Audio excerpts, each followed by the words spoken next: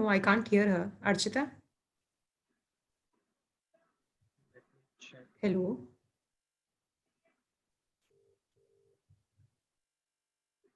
Okay, so we'll wait for that. So guys, just to start it today, so as you all of would be knowing that we have CV building workshop today, and this is being organized by Learning Lab with CGPC School of Social Work Test. So what is the purpose of this workshop? So we have realized that there are a lot of students who are making mistakes in their CV making, and that is affecting them in their interviews and the recruitment process. So somewhere we thought that it would be great to have a workshop wherein we can discuss about do's and don'ts of what can be included into CV, what should not be, and what how to make an effective CV. So the idea here is to not just have a CV building workshop, but other different workshops as well. So that students from social work can become more, I would say, ready for their placement process. So we'll be having sessions, I think next week or within this month on. So there will be sessions on interview. There will be sessions on GD, PI. Then sessions would be on even Excel, PowerPoint, SPSS. So we want to kind of make all the students job ready. So this is the whole point that we have here. Uh, Today we have with us Astha and Archita. Astha is working with ABG and Archita is working with Maruti Suzuki. Uh, and interestingly, Asa, though she's from human resource management, she's a 2019 pass out from human resource management. She has done 1 year. She was earlier enrolled into the social work for 1 year, and then she later on joined human resource management. Archita is 2018 pass out from social work LSE. I welcome both of them, and I would also request them to introduce themselves before this workshop. So over to you, Asta. Yeah, thank you so much, Ajay. Hi everyone. As Ajay mentioned, I have pursued Masters in Human Resource Management and Labor Relations from 2019 batch. And so this is, I think, the third or fourth of such CV building session that I'm doing. So I would, and Archita, I think, is on the way of joining the meeting. So before that, I would like to know what all do you expect to know from this um, session of today. If people can speak up to say what do they expect to learn from this session. Asa, may I? Yeah, of course, sure. I'm Radhika. I know you will cover the basics, what should be there in the CV, but most importantly, the thing is that if you haven't done any internship, if you don't have work experience, so how to build the CV more stronger? Because there are some people in social work who have already done internship, but people like me have never. So how it will be, it will affect our CV. Okay, so Ajay, can you note that question down somewhere? I'll ask that later. Some other expectations from the audience today? Like to know about the don'ts that goes into the CV, that some things that you don't ever do while making your CV. Okay. Ma'am मैं बोल सकता हूँ? Yeah, of course, please बोलिए. हाँ तो CV building और interview में interview में नहीं, सीवी बिल्डिंग में नहीं, लेकिन इंटरव्यू में लैंग्वेज कितना मैटर करता है? अगर मतलब एक्सप्रेस करने में दिक्कत है लेकिन राइटिंग में और उस सभी बातों में नहीं है, तो वो कितना मैटर करता है? और बेसिकली सीएसआर फील्ड में. हेलो, ठीक है, और कोई क्वेश्चंस ऐसे? Yeah. Hi, I'm Kumkum. Hi, Kumkum. And yeah, I wanted to ask what is the difference between CV and cover letter, but what should we include in a cover letter rather than in a CV, or what's the difference? Yeah. Sure. Any other questions pertaining to the social work profession or something?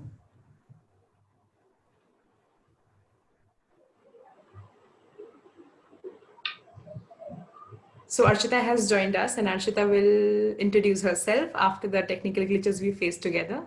I'm so sorry. I think there was some problem with mic and microphone, both microphone as well as speakers. So hello everyone. My name is Archita, and I was also on the same step as you are right now.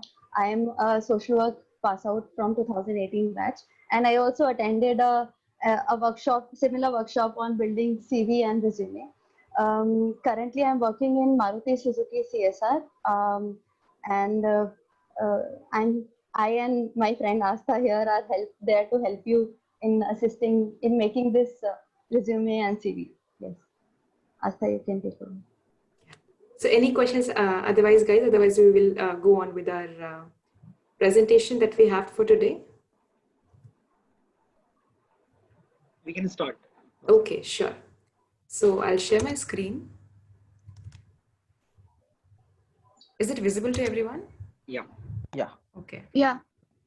So, so how have we designed this presentation today? Is that I am going to give you some HR some tips from the HR perspective and understanding from the HR perspective, and Archita will help you understand how this has to be contextualized from the social work perspective.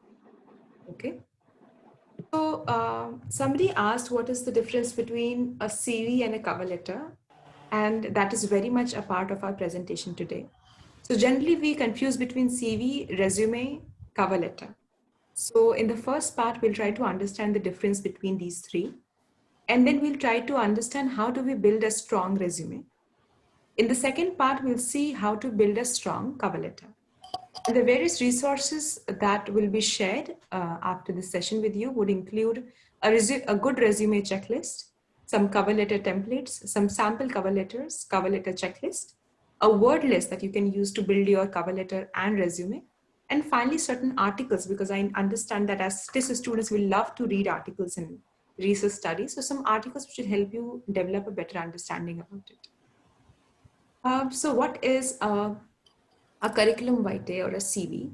So a CV is generally an extensive information resource which covers your academic background, your work experience, your experiences on voluntary basis as well, your research, the various fieldworks that you have done from TIS or your institutes, felicitations, publications, or other such academic or non-academic achievements.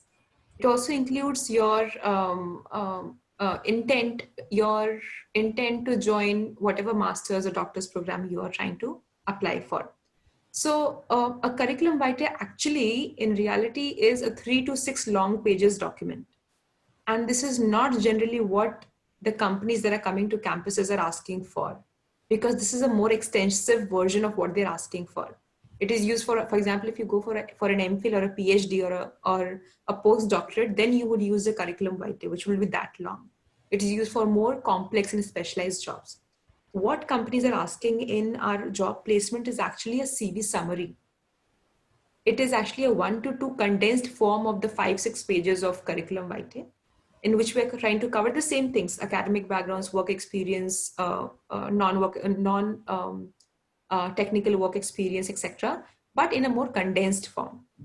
And this is the one that is being asked by companies when they come to colleges for placements. Okay, so there is a difference between curriculum vitae, CV, and a CV summary. And a CV summary and resume are one and the same. Resume has to be not more than 2 pages. It will cover all of this: education, work history, credentials, accomplishments, skill in a condensed form, just like a CV summary. So what you have to submit in your organizations is a resume. And then what is a cover letter? So a cover letter basically tries to highlight the strong points yours in your CV. In your CV, you have to mention everything. You have to, even if you have got some lesser scores, percentages in your certain academic qualification, you will have to mention it, but you might not consider it as your strength. But in a cover letter, you can highlight your strengths in your CV. For example, if you have scored some really high marks in your different academic qualification, then you can mention that I have been academically very sound all throughout, etc. So this is a chance for you to highlight your strengths that you have mentioned in your CV, and you have to associate your credentials in your CV with the job requirement. So if a job is asking for project management or is asking for some technical skills, for example, SPSS, etc., then you have to associate your learnings, associate your credentials with the job requirements. So a cover letter is basically a complement to the resume. It is a complement to the resume to enhance your candidature for the job. So any questions still here? Any doubts about difference between resume, cover letter, CV? Now? Guys, you can unmute yourself and can ask to ask. Ma'am, Yes. I didn't understand the difference between resume and CV. CV. Okay. So a CV is a 5-6 pages long document. It will cover your details in extensive. It will cover your details in a very extensive, expansive manner. It will be a 3 to 6 long pages document. A resume is actually a condensed CV, not more than 2 pages. So a summary of your CV is actually a resume. We generally use resume and CV interchangeably. That is wrong. A CV summary would be same as resume. You don't get confused in it. It is just the resume and the cover letter that companies are asking for. If you're saying that a CV is being asked for, then you have to make a 5-6 pages long 3 to 6 pages long document. But generally, what companies are asking for is a small document, which is a CV summary or a resume. Is it clear now? Yes, ma'am. Thank you. You're welcome. Any other questions? Ma'am, Yeah. Ma'am? is there no difference? Your voice is breaking. I'm so sorry. Is there no difference between CV summary and resume then? No. CV summary and resume are one and the same.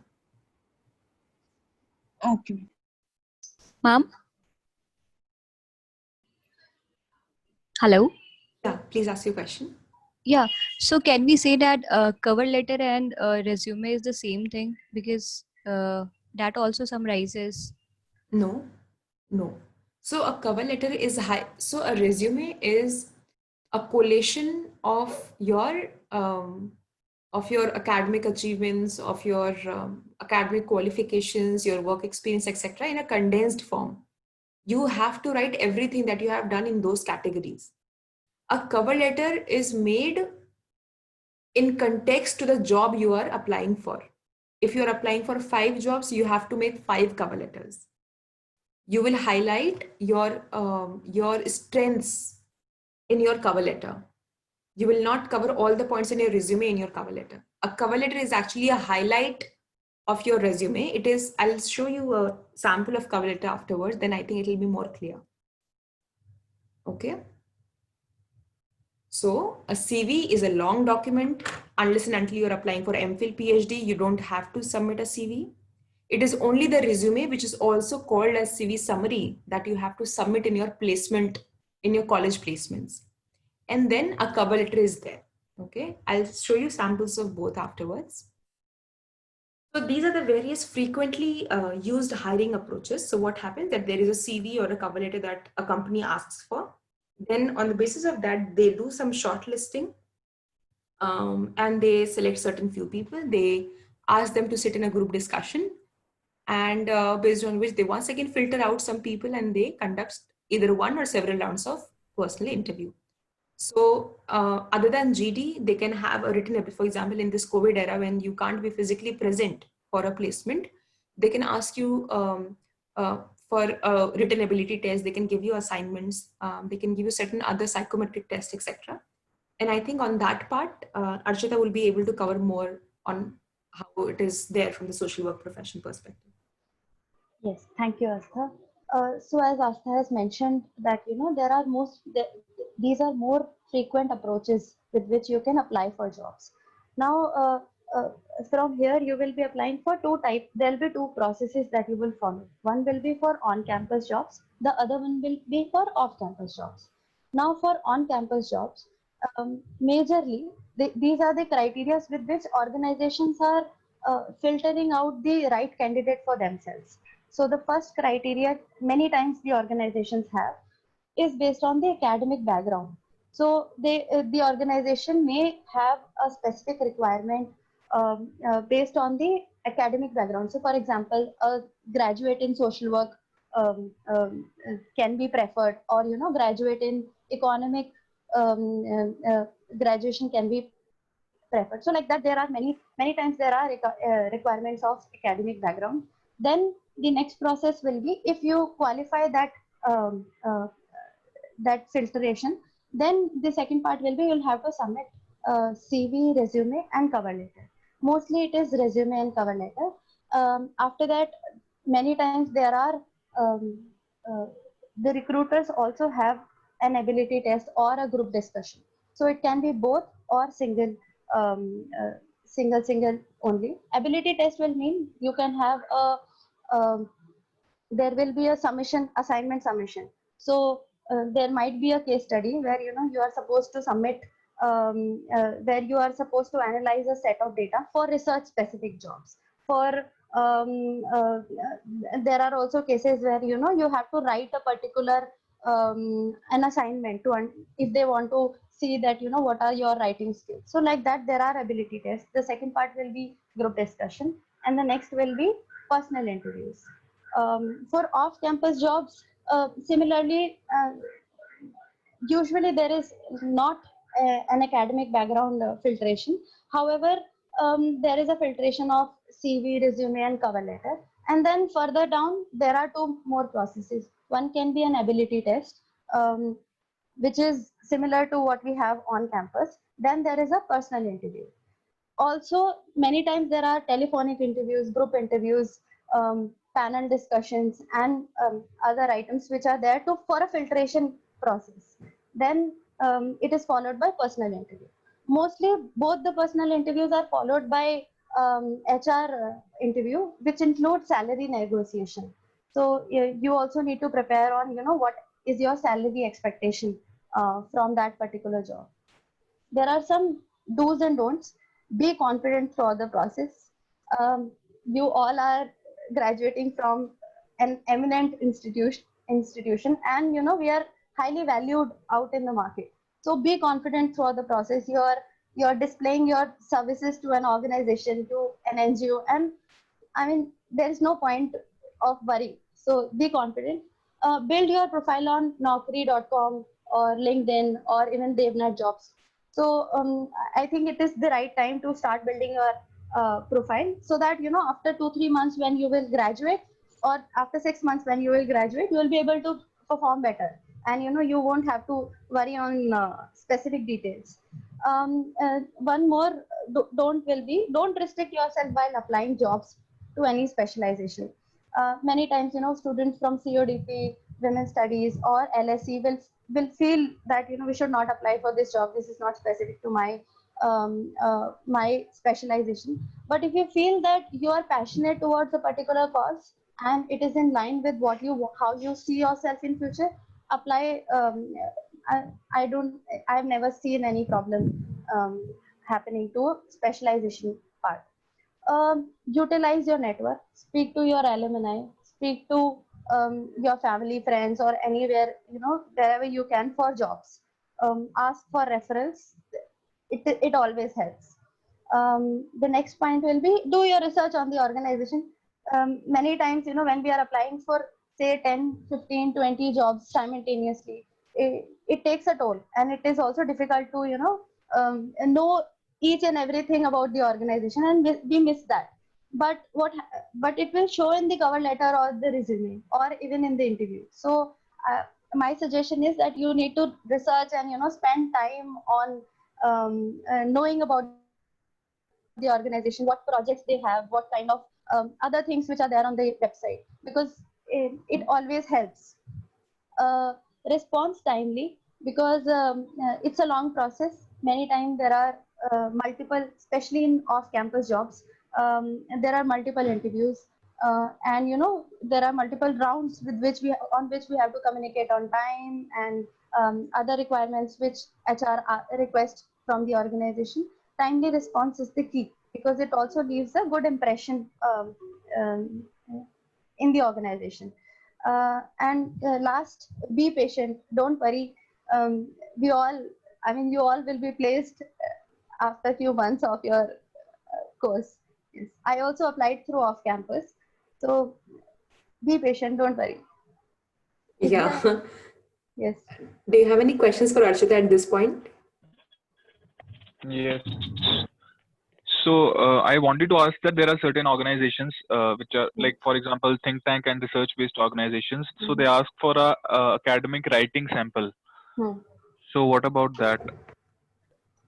Uh, so because you're also doing the research and tests, you can refer to that particular aspect. You can also show it to your peers. You can show it to some some senior. If you know, you can prepare. What do you exactly want to know in that? As in, like what kind of sample do they ask in You that? can see. So Like what? actually, Yes. yeah, actually there would be different, there are different kinds of academic writing that you can opt for depending on your area of research and your course as well. So there can be a descriptive way of writing an academic. For example, if you're doing a research or you have done any fieldwork you have done any project in your fieldwork, then you can write about it. This can be descriptive in its format, and you can get it, as Archana has mentioned, you can get it read and what do I say, filtered or scanned by your research professor or your fieldwork fieldwork, what do we call them? Coordinators. Right. Coordinators, yes, Yeah. fieldwork coordinators, etc. It can be analytical in nature. For example, if you saw a situation in your organization, in your NGO, fieldwork organization or something, you can write an analytical format on it and once again get it scanned by them. Then they can be critically analyzed academic writing. So this can once again draw its inspiration from your research, from your fieldwork experiences, in general about your observation of things happening around in general in our society, etc. So they can be, so what they're trying to understand from your academic writing is, for example, if they're asking you to write a critically oriented academic writing, they're trying to understand what are the different, how from a multidimensional perspective are you analyzing a situation. So this is what you are saying, that what the organization is asking for. Like I'm asking that there are certain organizations who just ask for sample, like writing sample. They just want us to upload. They don't mention that you need to do critical analysis or you need to analyze it analytically. So they don't ask that, but they just ask for a sample. Yeah, definitely. So then it's your call. Okay. Then it's your call. Yeah, what are you more comfortable in? In which way do you reflect your personality in a better manner? Would you like to do a critical analysis of a situation? Would you like to write a descriptive writing piece based on your research you're doing? It's up to you then. Many And it should times, not be, Okay. yeah, Archita. to add on, many times we also submit specific assignments. So you, as part of your course, you would have done many assignments based on different real life situations where you would have applied different theories and then critically you would have analyzed or presented a conclusion.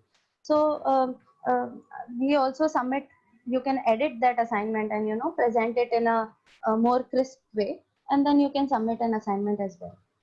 It completely, either you can come up with a new piece of writing, or you can have, if you already have prepared some writing material, then you can submit that as well.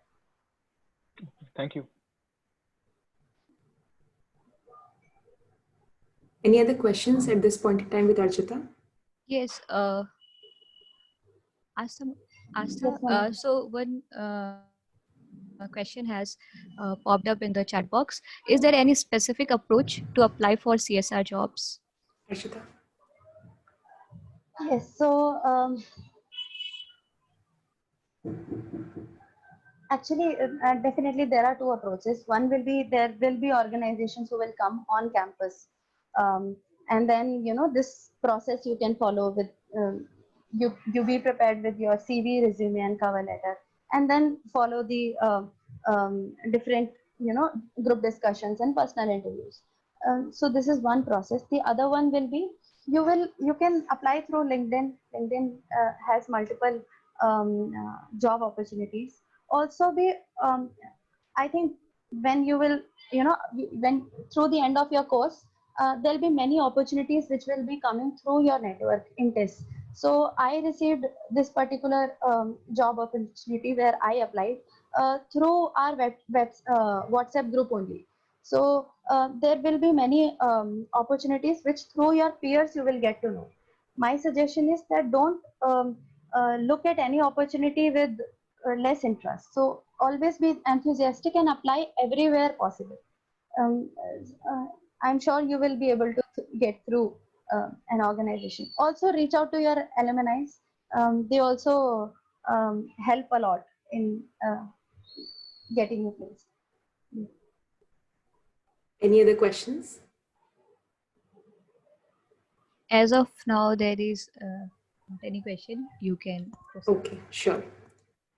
So thank you, Arshita, for that. And now we come to resume development. So resume can be developed at 3 stages. The first one is when you do a groundwork for your resume building. The second one is when you're writing your resume, and this third one is when you're refining your resume. So for the groundwork, you have to do 3 things. Choose a template for your resume, choose a type of your resume, and then write all down. So fortunately, you have been given a template by the placement committee, I believe. So generally, you have to use a format that has been shared by your college or by the company or placement committee. So if you're applying for off-campus jobs, they might be having some format of CV that they must have shared, which you should be using. Otherwise, if they aren't, then you have to use the format shared by your placement committee. Then, so generally what happens which I have seen in the TISS format as well, that it is in MS Word, it is in A4 size format, and you should not use more than 3 colors. And that is very much being abided by in the TISS format as well. So the generally most widely professionally accepted font sizes and fonts are these. So the font size should not be less than 12 or more than 14. The line spacing should be 1.5. And these are the various fonts that you can use: Calibri, Arial, Garamond, etc. And some common resume elements that you would find across various templates are the personal details, the academic details, the work experience, if applicable. Some of you might be freshers as well. Some internships or short-term courses you have done, some positions of responsibility. For example, if you have been a captain or a president or treasurer or some school captain in a school or graduation, something. Then some extracurricular, co-curricular activities and certain interests and hobbies. You don't have, like, what TISS has provided is a chronological form type of a resume. So functional is when you are applying for a very specific function or a job. For example, a digital marketing job or something, you write a functional resume. Combination is when you're trying to bring in together chronological and functional. So chronological is when you are writing from the recent to the old qualification or work experiences, which is there in the TISS format. And then is targeted when there is a one particular specific job for which you're developing a resume. And then there are infographics, which you should be very far away from, because these are being used for some jobs like graphic designers, web designers, etc.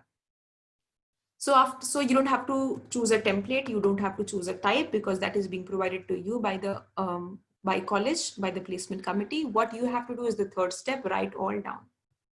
So for each of the categories in your resume, write all the things on what, all the work experiences you had, all the kind of field internships you had, the achievements you had, everything you have in mind. So you don't have to mind the length of your resume. So I said that resume should not exceed 2 pages, but at this stage, you should not be minding the number of pages you're writing. Write all down that comes to your mind. And the final thing is finalize your resume. So once again, you will go, so I will give a checklist, which is in the next slide. So based on this checklist, you will see what all is there, which is extra. You have to check off all the extra information. You have to then use more technical job related words. So Arshita will familiarize you after this slide, as in what are certain such words.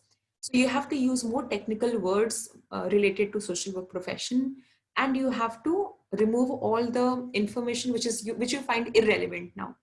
And that is how, through this checklist, you will have to reduce it to 2 pages. What is the checklist? You have to ensure that you have your name, address, contact number, email address on it. Your resume should not be more than 3 pages. Ideally, it should be 1 to 2 pages. No more usage of no more than 3 colors. Same font size across the document. Educational background, 10th, 12th, bachelor's. If you have another master's as well, you can put it down. Your academic achievements, internships and other certifications, positions of responsibilities, extracurricular activities, hobbies, interests, and any other major point of relevance in terms of, for example, if your publication has been, if your work has been published somewhere, then maybe you can mention that. And you always submit your resume to the employer in a PDF format, not in a Word document format. Varshita will help you understand this from a social work perspective. Yes, thank you, Astha. So the first point that I want to focus here is build a detailed resume with keywords. I understand that Astha has mentioned that be crisp and prepare only 1 or 2 page document, but have a detailed resume with different keywords ready with you.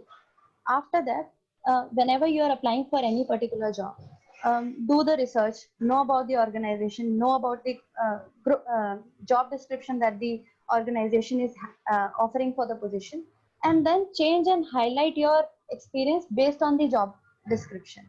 So I'll give 2 examples here.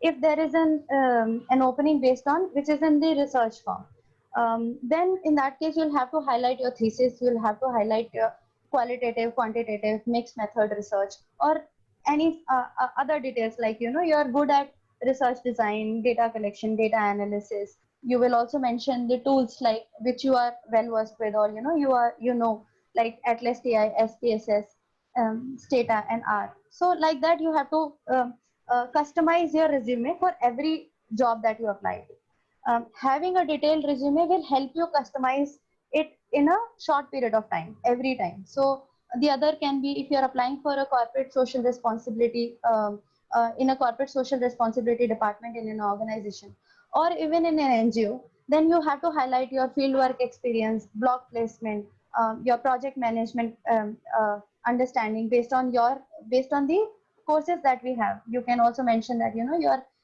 expert in strategizing and designing projects, developing proposals, monitoring and evaluation, budgeting or financial management. So like that, these keywords are extremely important because they bring the attention of the interviewer or the person who is looking at the resume.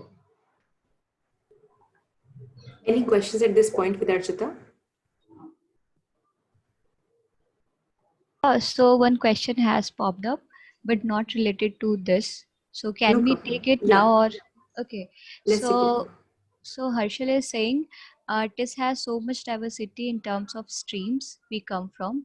Most of us have experience of non-social work background. How much and where do we highlight that? It may not be a social work, but may have very much added to our experience as a professional. How should we market that? Arshita, you two have a different background. Would you like to share how it helped you? Yes, so I am an engineer. My graduation was in BTech in electronics and telecommunication. After that, I worked in Accenture for around 1.5 years as a software engineer. So my background while I was applying for jobs was not from social work background, and it has helped. You can directly state it in the resume in the work experience section. You can mention your work experience and also highlight key features or key learnings that you want to highlight in your resume. So for example, for me, it was software engineer in Accenture, 1.5 years of experience. Then I specifically mentioned that, designed a software application using .NET technology. So like that, you can mention and worked in a team of 30 members and, was part of testing, planning, like that. You can simply state your experience. It will be an added, definitely an added advantage. Having an experience in any field while applying for job from college will be helpful. Even in the interviews, there will be questions on why did you choose. So be prepared on that side. Why did you change your field? You know, what made you come to social work? You can, if you're able to convince the interviewer, it will add. It will show your passion. Yeah. And also you have to see your own qualification from a very positive side. That okay, I have done engineering, or I have done say BSc honors chemistry. Then you have to see it from a positive side, as it what is it, how is it going to contribute to my this present job for which I'm applying. So first you have to convince yourself, as in how are you going to add value. For example, if I say I did chemistry honors, so I would say that I have higher levels of patience, I have higher levels of focus that will be very helpful for this job. Okay, so you have to bring in the strengths that you got from your erstwhile academic qualifications to the present job that you are applying for. Hello ma'am, हम मैं पूछ सकता हूँ सवाल? अभी इसी को related एक सवाल था जी। अभी इंजीनियरिंग वगैरह उनकी बात हो रही थी, तो मेरा 4 साल का एक्सपीरियंस रहा है, लेकिन ऑटोमोबाइल सेक्टर में as a welder. Okay, sorry कौन से सेक्टर में? मतलब अलग अलग कंपनियों में, ऑटोमोबाइल सेक्टर में। हाँ, अलग अलग कंपनियों में एज अ वेल्डर करके मैंने काम किया है, लेकिन उसका मेरे पास अभी सर्टिफिकेट नहीं है और सिर्फ काम किया। तो वो किस तरीके से I guess her voice is breaking. अच्छा, Ravindra, can you type in the chat box? तरीके से ऐड कर सकता हूँ और किस तरीके से वो सीवी में हेल्प हो सकता है? हाँ, तो डेफिनेटली अगर आपने 4 साल कहीं काम किया है तो वो आपको अपने सीवी में लिखना ही चाहिए। आपका एम्प्लॉयर क्या सेम एम्प्लॉयर के साथ, सेम ऑर्गेनाइजेशन के साथ आपने काम किया है, फिर अलग अलग?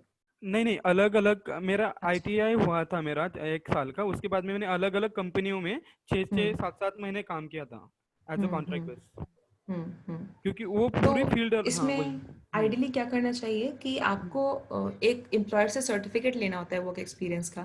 ओके, ताकि आपके पास प्रूफ रहे कि आपने ये काम किया है।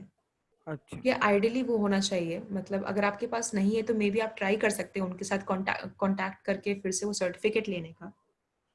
लेकिन आपको ये सीवी में ज़रूर मेंशन करना चाहिए। अगर आप बहुत मेहनत के बाद भी अगर आपको सर्टिफिकेट नहीं मिल पाता है तो आप उनको समझा सकते हैं, अगर वो पूछे तो। अदरवाइज आपको मेंशन करने की ज़रूरत नहीं है। अदरवाइज आपके सीवी में लिखा हुआ है कि आपको 4 साल का एक्सपीरियंस है ऑटोमोबाइल सेक्टर में एज अ वेल्डर, तो वो एक्सपीरियंस है। जब तक वो पूछे नहीं कि हाँ इसका क्या प्रूफ है, तब तक आपको बताना नहीं है। मतलब अगर वो उस पर क्वेश्चन आता है तो आप बोल सकते हैं कि हाँ मुझे नहीं मिला, मैंने बहुत कोशिश की। बट आप अपने पर्सनल लेवल पे पहले तो कोशिश करिए। अर्चिता, इसमें कुछ और तुम्हारा? I think you made the right suggestion, आस्था, कि आपको सबसे पहले मतलब be confident. Don't think that you know, oh I don't have a certificate, तो अब उसके बाद कैसे होगा? Be confident and state that you know you. We also understand कि जो ऑटोमोबाइल सेक्टर में अगर आप इनफॉर्मल सेक्टर में अगर काम करते हैं तो कई बार आपके पास सर्टिफिकेट नहीं होता। For many volunteering activities that we also do, we sometimes don't get the certificate, so that is fine. Try and get a work experience certificate at least from 1 or 2 employers. That will help you build a case.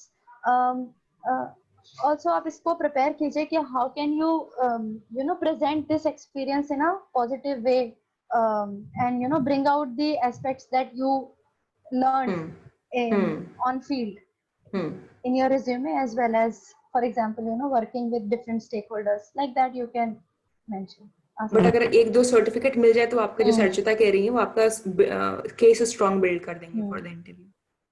Any other question? Hello ma'am, मुझे सुनाई दिया? Hello, shit, we could not.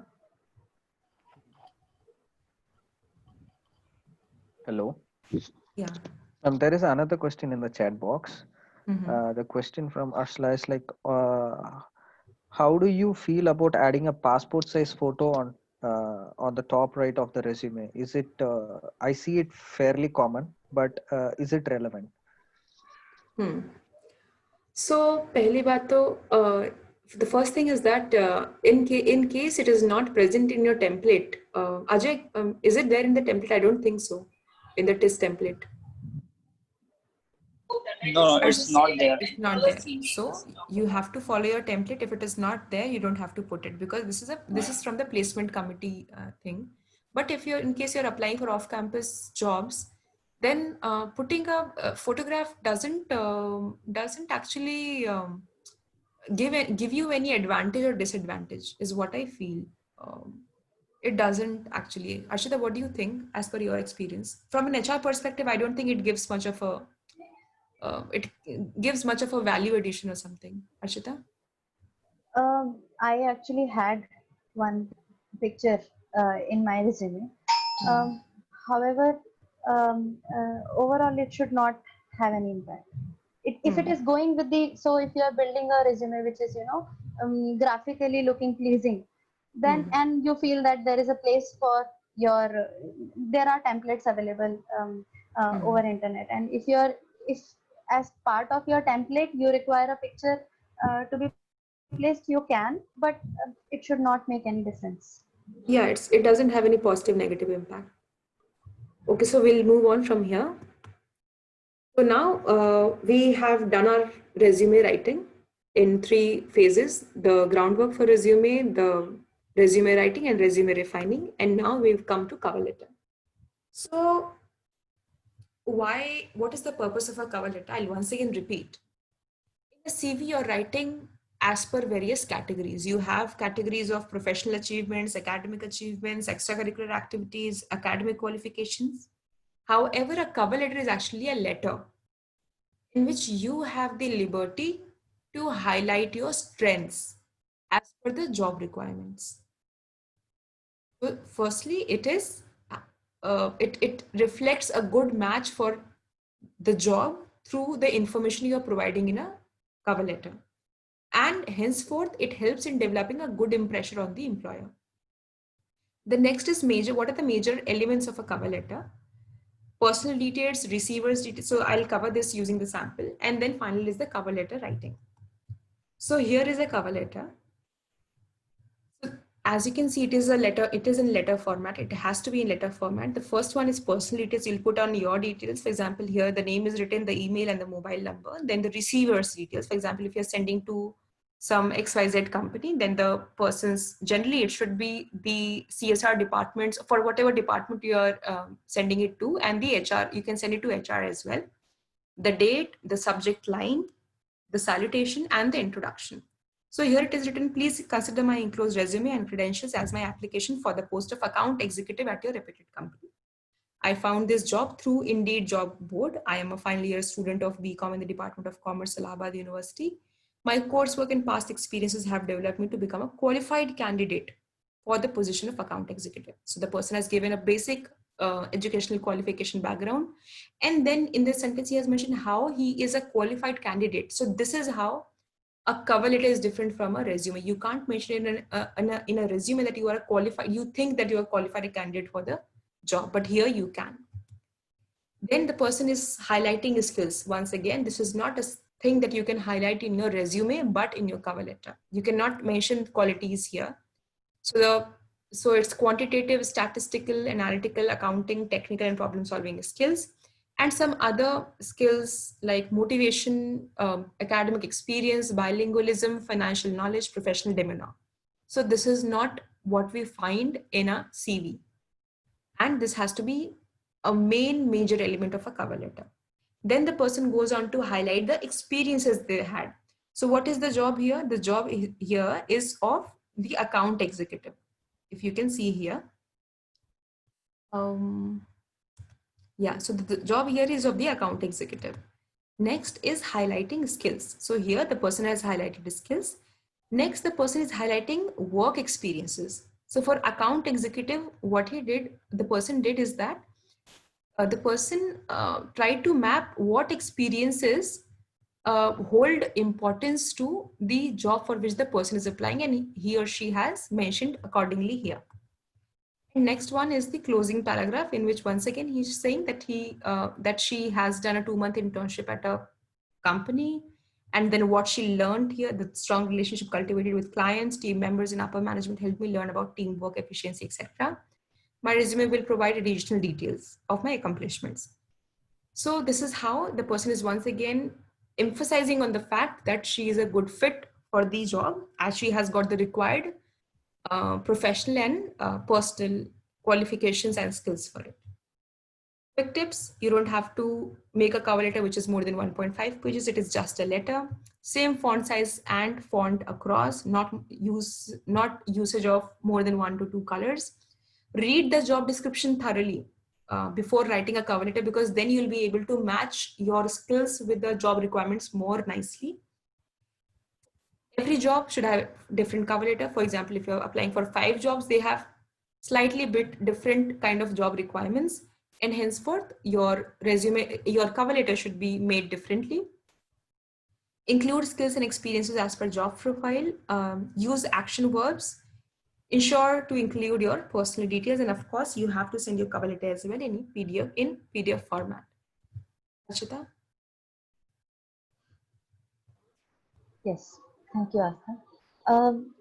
I will talk about cover letter as well as for most of the jobs, you will be sharing the cover letter through an email.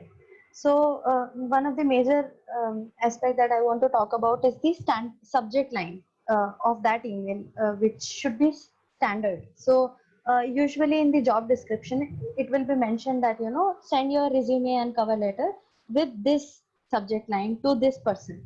But many times, you know, when we receive a resume and HR receive resume, then that subject line is missing.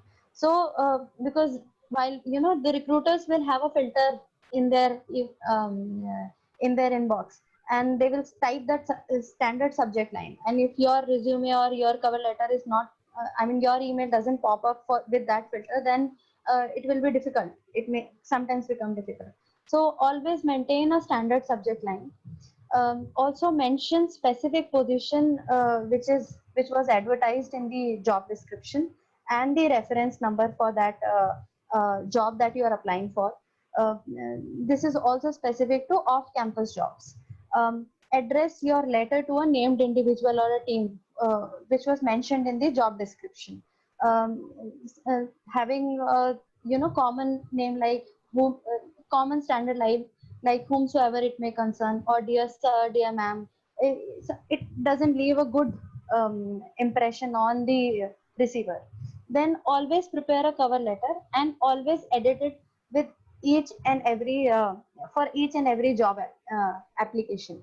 It will be similar to how you edit a resume. So you have a common standard resume ready with you, and with keywords you will highlight your passion for the job and your experience for the job that you are applying for.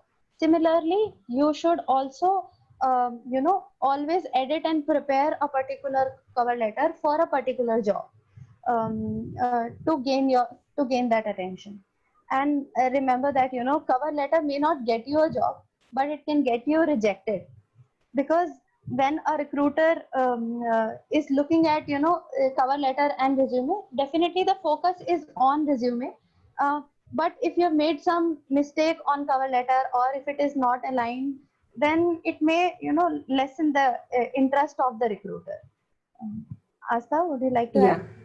No, that's it. I mean, whatever. So by specific job position advertised, we mean, for example, in Naukri.com, if the position's name is mentioned as project manager West Zone. Okay, so when you're mailing the person, you also have to mention project manager West Zone, and then generally in these websites there is a reference number that is at XYZ1234 whatever. You have to mention that as well, so it will make the HR person's job easier to track it and then go on with the rest of the process. So that's it. Radhika, I think, has raised her hand if she has a question. Yeah. So, ma'am, usually we take, as ma'am mentioned, when you have to email your resume or cover letter, so your email gives you a very good impression or even bad. So while sending an email to the professor, we are being too casual, but will you cover how to, the format of email, how it should be?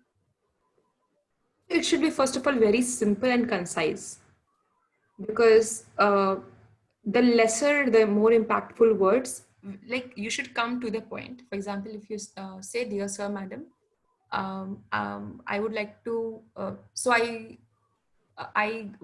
came across this job position number, whatever XYZ, comma, the job position name that was there on the job portal XYZ. So for example, in the cover letter, if you see, the person has said, please consider influence my resume and credentials as per my application for the post of account executive at a reputed company. I found this job position through Indeed job board. So this should be a common line.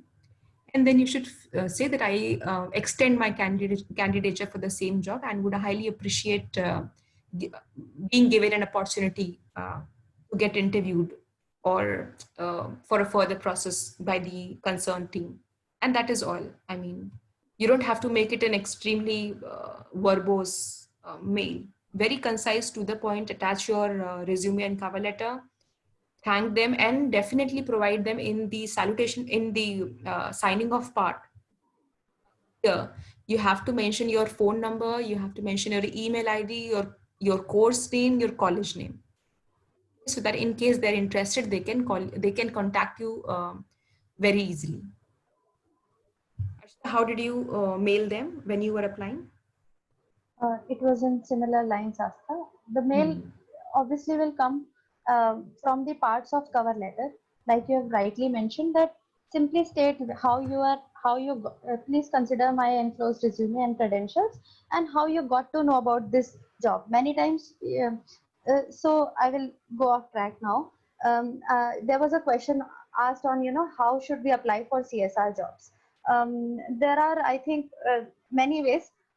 Few are, first one will be test groups, and and then I will come to this cover letter. The first one will be apply through trust groups and alumni, whomsoever you are able to contact. The second one will be referrals. Referrals will be based on your individual network or alumni network or professors, or CGPC, CPC, if they suggest some organizations. The third one will be LinkedIn, Naukri.com, DevNetJobs.com. So these three methods you can target to go for CSR jobs. Now, if you're, so for example, if you're applying through a referral, then in the email itself, you can mention the referral name as well. So please consider my resume credential as my application for the post of CSR position, whatever, or as an research associate in your company. I've been referred this job. I got to know about this job through this person, and then you can further enclose your CV and resume. So mentioning referrals is also helpful, because this will give idea to the person that, and many times you will be referring your, somebody will refer you to a person who is not the HR. So this person will further refer you to the HR of that organization. So mentioning that in the email is fine. Yeah. Also, there is one question. Yes. Yeah, so there is one question. Do we have to change the resume key points also as per the cover letter we prepare for the different positions, or the resume must be common? So I, from an HR perspective, would say that a resume should be common, because a resume should be common, and it should give a holistic picture of who you are. And definitely, if there are certain jobs for which you need to highlight certain things more, then you should definitely mention it. For example, if you're mentioning all of your experiences and trying to make it concise as well, but even then it is exceeding 3 pages, then maybe you can try to check off things that you find not very relevant to the job. Okay, but if it is well within 3 pages, then you should mention all your experiences. Harshita?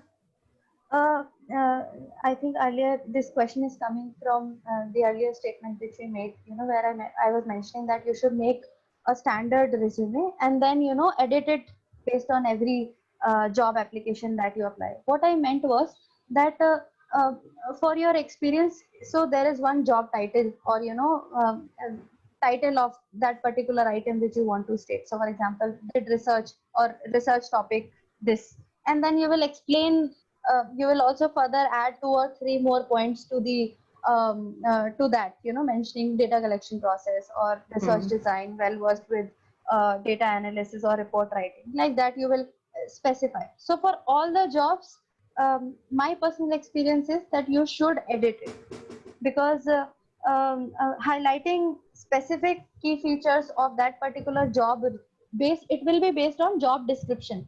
So if you're applying for in a research firm, then explain or elaborate on your research experience. If you're applying for a field-based job or a CSR job, then try and enhance that features in your resume more, because it will give you key points to discuss in the interview.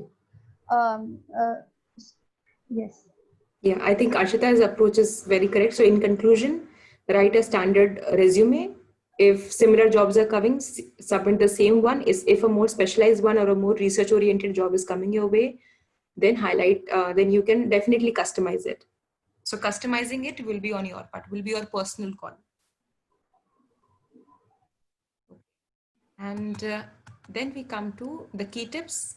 After making your resume or your summary CV, you have to analyze it from a recruiter's perspective. So if you see that your resume is populated with a lot of unnecessary things, which are not relevant for the job that I am advertising for, then maybe you want to delete it. And that is how the customizing part comes into picture. Then seeing your own resume, jot down all the possible questions that a recruiter may ask you. Okay. And then try to answer all those possible questions. So these questions, so for example, when I was preparing for my job, I jotted down some 120 questions. And then you try to, for each of the questions, go on each of the questions, try to see what I will try to answer in this question, what I would mention in this question. You don't have to learn these answers, but you have to make sure that if somebody's asking what was your toughest, what was the most challenging fieldwork experience, then I should know that, okay, I should mention about this fieldwork experience in my second semester. And then lastly, as Archita was mentioning, that we should always read about the company that we are applying for. It always leaves a very good impression and gives a very good start to your interview. So we are ready for Q&A session. Hello, ma'am. So there is one question in the chat box. So can you read? Ma'am. Hello हाँ please. हाँ ma'am, मैंने सबसे मतलब session के start में एक सवाल पूछा था कि CSR हो या सोशल वर्क फील्ड में लैंग्वेज इंटरव्यू के वक्त लैंग्वेज कितना मैटर करता है, इंग्लिश. तो मतलब मुझे कहना है कि राइटिंग अच्छी तरह मतलब राइटिंग आती है, रिपोर्ट राइटिंग हो सकती है, लेकिन जो प्रोफेशनली फ्लुएंट इंग्लिश होती है वो नहीं है. तो फिर मैं इसमें आपको ये बताना चाहूंगी कि कोई भी कंपनी जो खोज रही है अपने एक पर्टिकुलर जॉब के लिए कैंडिडेट को, वो सिर्फ एक बहुत ही प्रोफिशिएंट कैंडिडेट खोजने की कोशिश कर रही है. ठीक है, अगर उनकी जॉब रिक्वायरमेंट के हिसाब से इंग्लिश एक प्रोफिशिएंसी है, ठीक है, मान लीजिए कि आप कंसल्टेंट की जॉब करते हैं, मतलब ये नॉन सोशल वर्क जॉब है, एक टेक्निकल कंसल्टेंट या एक मैनेजमेंट कंसल्टेंट की जॉब करते हैं, तो वहां पे इंग्लिश बोलना बहुत जरूरी है, एक फ्लुएंट इंग्लिश बोलना बहुत जरूरी है. वो प्रोफिशिएंसी में आती है, जॉब प्रोफिशिएंसी में, एक कॉम्पिटेंसी में वो एक बहुत इंपॉर्टेंट पार्ट है. ठीक है, तो वहां पे वो जो एम्प्लॉयर्स होंगे वो चाहेंगे कि आप वो उस तरह का एक लैंग्वेज में कॉम्पिटेंट या प्रोफिशिएंट कैंडिडेट को हायर करें. वहीं पे कोई अगर ऐसी जॉब है जहाँ पे प्रोजेक्ट मैनेजमेंट है, फील्ड वर्क है, ग्राउंड वर्क है, बहुत तरह की अलग अलग जॉब कैटेगरीज जहाँ पे इंग्लिश में प्रोफिशिएंसी जरूरी नहीं है बिल्कुल, वहां पे एक अच्छी सब्जेक्ट अंडरस्टैंडिंग जरूरी है, और बाकी दूसरी स्किल्स जैसे सोशल स्किल्स, नेगोशिएशन स्किल्स जरूरी है. तो डेफिनेटली वहां पे कोई प्रॉब्लम नहीं होगी. आपको बस अपने आप को प्रेजेंट करना है एक कॉन्फिडेंट तरीके से. आप कोई मतलब आप एक ऐसी लैंग्वेज बोलें जो एम्प्लॉयर्स को समझ में आए, जैसे हिंदी आप बोले और कॉन्फिडेंस के साथ बोले. अपना जो सब्जेक्ट मैटर अंडरस्टैंडिंग है वो अच्छे से प्रेजेंट करें इन अ कॉन्फिडेंट मैनर, तो कोई प्रॉब्लम नहीं है। लेकिन डेफिनेटली कुछ कंसल्टेंट्स की जॉब हो सकती है जहाँ पे इंग्लिश एक नेसेसरी प्रोफिशिएंसी है, वहाँ पे एम्प्लॉयर्स नेगोशिएट, वहाँ पे उस पर कॉम्प्रोमाइज नहीं करते हैं, तो ये भी हमें एक्सेप्ट करना पड़ेगा। Okay okay, thank you thank you. Astha, अगर इसमें मैं अपनी तरफ से एक पॉइंट ऐड करूं तो मुझे कहीं ना कहीं लगता है कि people who don't have a very good communication skill, what they can do, they can prepare a list of questions and then they can write down the answers of it and then they can prepare for that. So as you mentioned, sir एक minute आप repeat करोगे क्योंकि मुझे समझ में नहीं आया। हाँ जी हाँ रविंद्र, मैं क्या बोल रहा था कि मैं खुद स्ट्रगल कर चुका हूँ कम्युनिकेशन स्किल की वजह से, मैंने काफी सारे लोगों को देखा है। तो मुझे लगता है कि कहीं ना कहीं जब आप आंसर दे रहे होते हो, कोई आपसे बिल्कुल नया क्वेश्चन पूछ ले तो उसका आंसर देने में प्रॉब्लम होती है। तो आपको कई बार वर्ड नहीं मिलेगा कि इस सिचुएशन में कौन सा वर्ड मैं यूज करूं। तो अगर आपने पहले से ही, जैसे आस्था बता रही थी कि उन्होंने एक 120 क्वेश्चंस की लिस्ट बनाई थी, अगर आप इस तरह से एक लिस्ट बना लेते हैं क्वेश्चंस की और आप उनके जो क्वेश्चंस के आंसर हैं वो एक तरह से याद कर लेते हैं, तो वो काफी हद तक आपको हेल्पफुल रहेगा। क्योंकि आप अगर इतने क्वेश्चंस बना ले रहे हैं, इतने क्वेश्चंस के आंसर हैं आपके पास, तो बड़ा मुश्किल होगा कि कोई क्वेश्चन उससे अलग निकलेगा। तो काफी सारे MBA कॉलेजेस में नहीं, लेकिन अजय इसमें ये चीज थोड़ा प्रॉब्लम है ना कि मान लीजिए कि आपको जो आप लिख रहे हैं वो आप ऐसे लिख रहे हैं कि आपको पूरा समझ में नहीं आ रहा है। तो जब आपसे इंटरव्यूअर ने क्वेश्चन पूछा तो आप यही सोच रहे हैं कि कौन सा क्वेश्चन था, उसका मैंने क्या आंसर लिखा था। तो इससे पता नहीं, अर्चिता तुम्हारा क्या ख्याल है इस पे?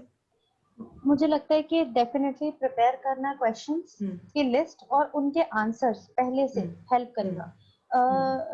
होगा बीच में कि आप हो सकता है कि एक्सप्लेन करते हुए आप थोड़ा कई बार आप अटक सकते हो, लेकिन ये बिल्कुल पार्ट ऑफ द प्रोसेस है। कोई याद करके क्वेश्चंस नहीं बताता। लैंग्वेज में आप जितनी प्रैक्टिस करोगे, जितने आप क्वेश्चंस देखोगे, उनके आंसर्स आप जितनी बार रिवाइज करोगे, अपने मन में लिख के पहली बार आप कर सकते हो, फ्रेम कर सकते हो कि अच्छा अगर मेरे tell me about yourself question होगा तो मैं उसका कैसे आंसर करूंगा, और वो आप उसके पॉइंटर्स लिख सकते हो इंग्लिश में, और आप वो इंग्लिश में एक तरह से रिवाइज कर सकते हो।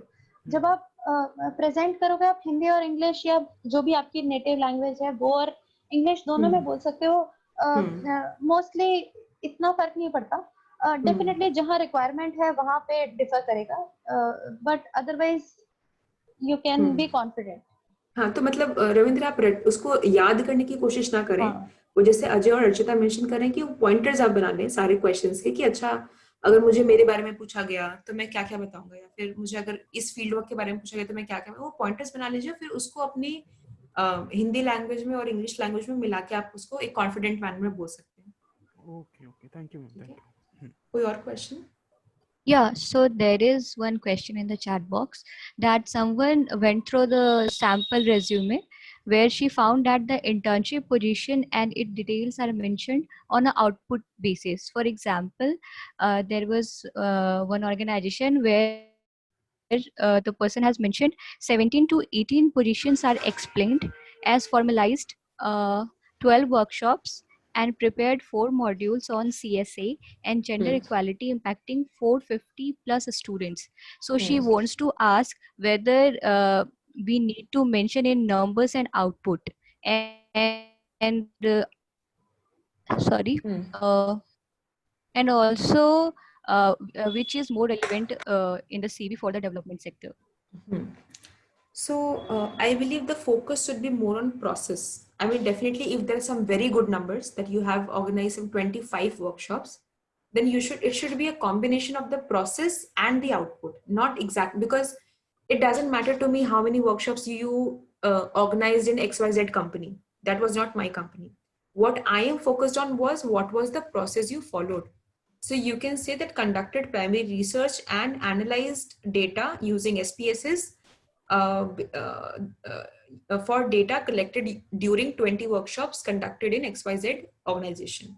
So here you're also mentioning the process that I collected data, analyzed data, and then you're also mentioning what was the output.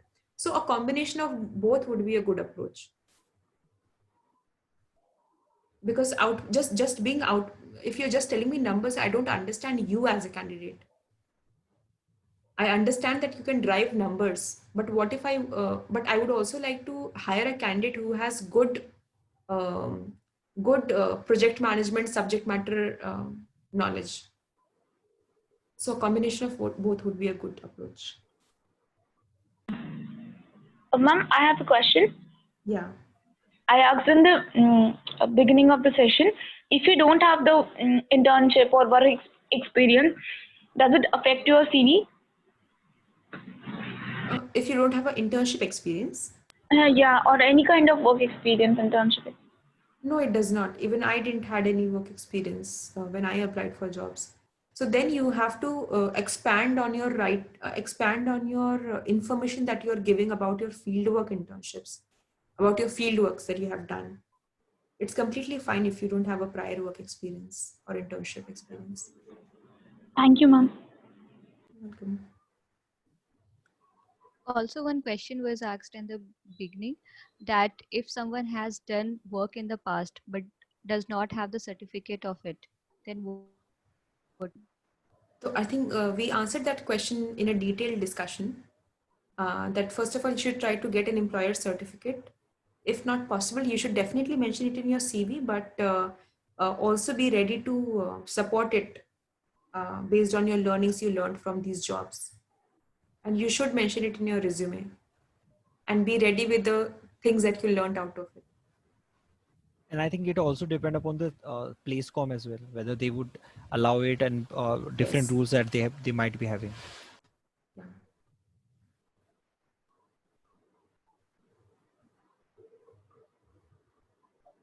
So guys, you have Archita, who is, I think, your senior from social work profession only. You might want to ask some questions to her, which are very social work specific or social work profession specific.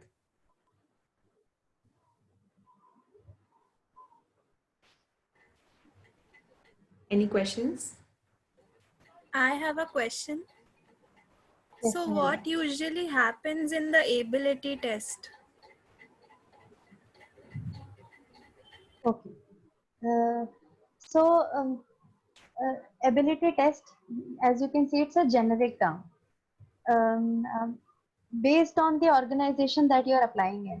If this is I will give examples from how I've received different ability tests. I think last year when SRLM came there was Kerala SRLM, Kudumshri came to test for placements, and they had a specific case study, which they gave as an assignment.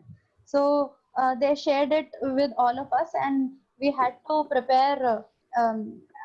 Based on that case study. So there was an example, a data set, an example on this is the a simple case study that you have. So there was a case study, and we had to critically analyze the situation and write an assignment sort of an output from that. So that type of ability test you will have. There are also cases when organizations ask you to submit a proposal for a particular activity. So for example, they may be saying that there is a study which has to be conducted for assessment of a particular program, and they will give you few details of that program, and they will as a submission, you'll have to submit a proposal for conducting that study. What they are trying to assess is your research design skills, what kind of method you are suggesting, what design you are suggesting, what will be your sample size based on the overall population, which they will give you. How you will collect data, what your understanding of the data collection tools, what method you will use for data analysis. So like that, basic, it will be specific to your ability test, will always be specific to the job that you're applying. And yes, is this making sense to you, Sumita?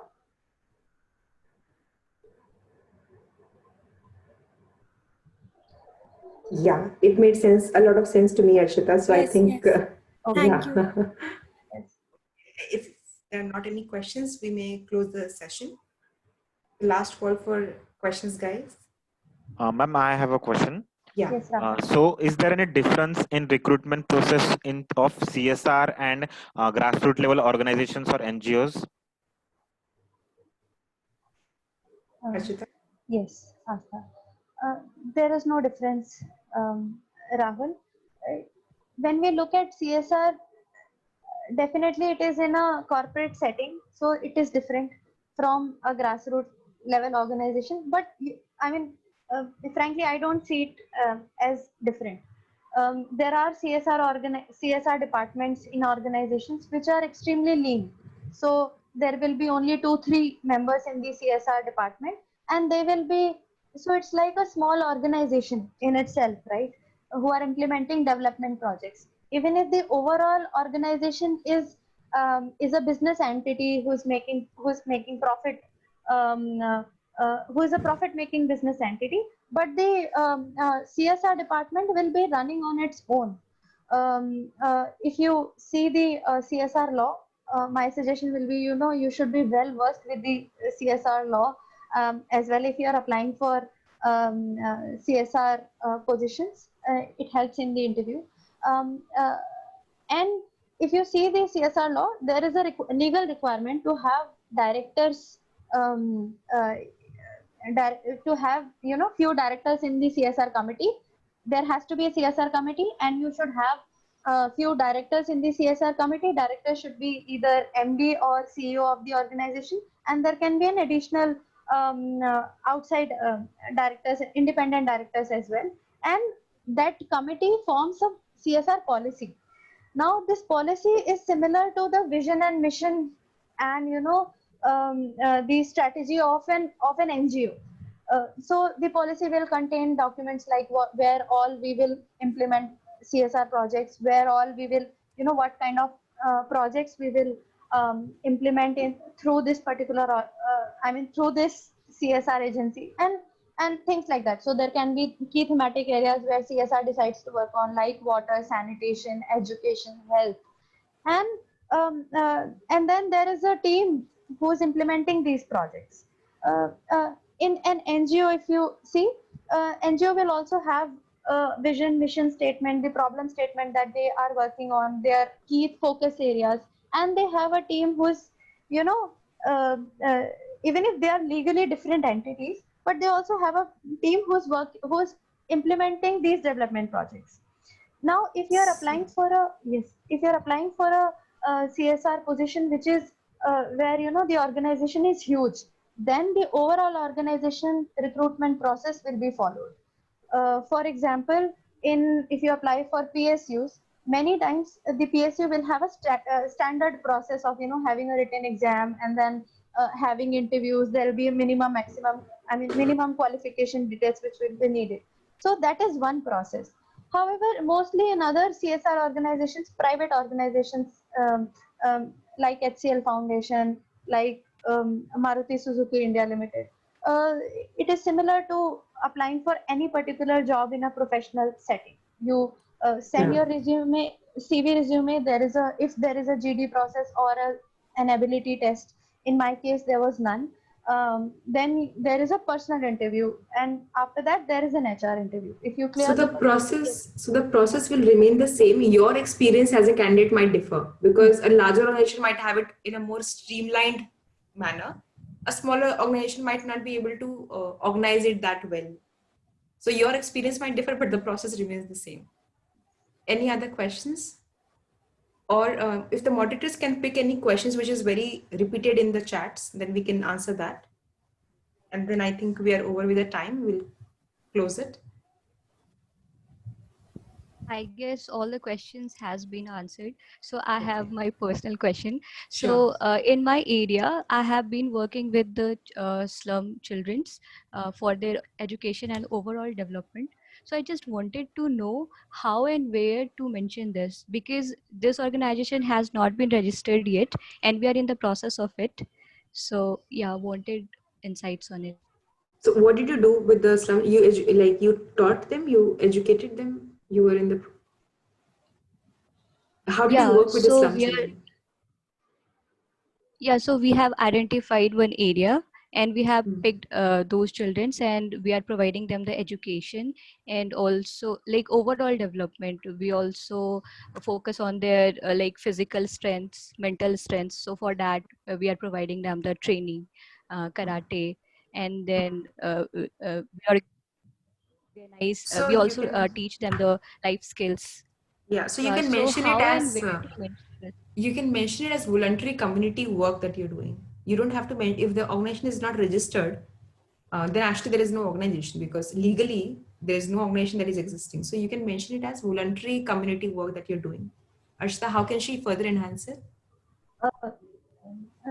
As a heading, definitely it will be a voluntary community work. However, you can, through the process of interview, you can, highlight this specifically because you want to highlight it. This is a very, I mean, this is your positive, this is an aspect that you would want to cover, right?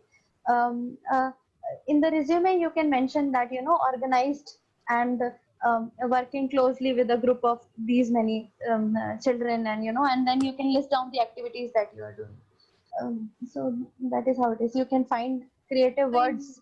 Yes. Sorry, you can. Yes, you can find impressive words like organized a group designed this, or conducted this program, or if you're linking some so if you're linking them to an education institution, you can say that working on linking them to a formal education setup. So like that you can find keywords with which you can put it impressively in the resume. Yes.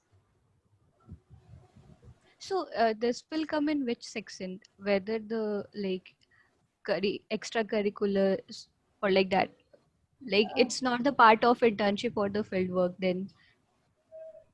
Okay. I think you can add internship and voluntary, and then you can mention it. If you want, you can keep it even at the top in that particular section. And also, I am the part of that like initiative. So you can So say I that am the started one of the team initiated, or member. initiated, like that. You use words Okay. like that in the resume and present it openly. Be confident about it. It is a positive aspect. Yes. Ma'am मेरा एक और इसी को लेके एक सवाल था अभी जो पूछा गया था। मैं बहुत सारी ऑर्गेनाइजेशन के साथ जुड़ा हूँ और हम लोग अलग अलग महाराष्ट्र के अलग अलग डिस्ट्रिक्ट में जाके टीस नेट प्रिपरेशन हो या अलग अलग ऐसी जो बातें करते रहते हैं, और मुंबई में भी मैं अलग अलग कॉलेज में जाके करता रहता हूँ। तो उसको हम लोग वॉलंटरी वर्क बोलेंगे या वर्क किस कैसे, क्योंकि अगर मैंने उनको पूछा तो मुझे सर्टिफिकेट मिल सकता है उनकी तरफ से कि ये हमारे तरफ बंदा काम करता है वॉलंटरी वगैरह, तो एक्सपीरियंस में आएगा या वॉलंटरी वर्क में आएगा? देखिए, एक्सपीरियंस सिर्फ वो होता है जिसके लिए आपको पेमेंट दी गई हो। अच्छा, ओके ओके, ठीक है। तो ये जो भी आपका नॉन पेड वर्क है वो सिर्फ वॉलंटरी वर्क आप कह सकते हैं। Voluntary community work, community work में आपके अलग अलग पब्लिक हेल्थ में कर रहे हैं, एजुकेशन में कर रहे हैं, वो आप फर्दर मेंशन कर सकते हैं। लेकिन जब तक आपको पे नहीं किया जा रहा, आपको पे स्लिप नहीं मिल रही है, तब तक वो वर्क एक्सपीरियंस नहीं, आप वॉलंटरी वर्क में मेंशन करें। हेलो मैम, इंटरनेट की वजह से मिस हो गया आप जो बोल रहे थे। हाँ, मैं ये कह रही थी कि जब तक आपको पे स्लिप नहीं मिल रही, जब तक आपको पे नहीं किया जा रहा है, तब तक आप उसको वर्क एक्सपीरियंस नहीं बोल सकते हैं। ओके, वो वॉलंटरी वर्क ही रहेगा। Okay okay okay, thank you.